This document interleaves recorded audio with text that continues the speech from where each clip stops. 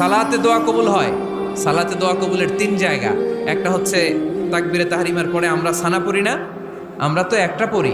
আল্লাহর হাবিব সুন্নাহ এবং নফল নামাজে আরো পড়তেন সানা, ওই দোয়া কবুল হয়। 2 নম্বর জায়গা সালাতে সেজদায় পড়ে দোয়া করলে কবুল হয়। আকরাবু মা ইয়াকুনুল আবদু মির রাব্বিহি ওয়া হুয়া সাজিদ ফাকসিরু ফিহি দুআ। বান্দা যখন সেজদায় লুটিয়ে পড়ে বান্দা আল্লাহর সবচেয়ে কাছে চলে যায়। তা কিন্তু বিশ্বনবী বলে সেজদাটা তোমার রবের কুদরতি পায়ের উপরে পড়েছে। সেজদায় পড়ে দোয়া করেন। সালাম ফিরানোর আগে বিশ্বনবী দোয়া করতেন, লা ইউসাল্লিমান্না আহাদুকুম হাত্তা ইয়াতাআওয়াযা মিন আরবা'a।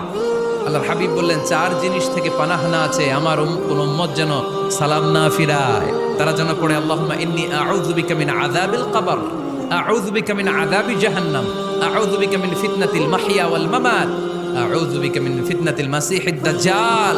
আল্লাহ কবরের আযাব থেকে বাঁচাও, আল্লাহ জাহান্নামের আগুন থেকে বাঁচাও, আল্লাহ জীবন মরণ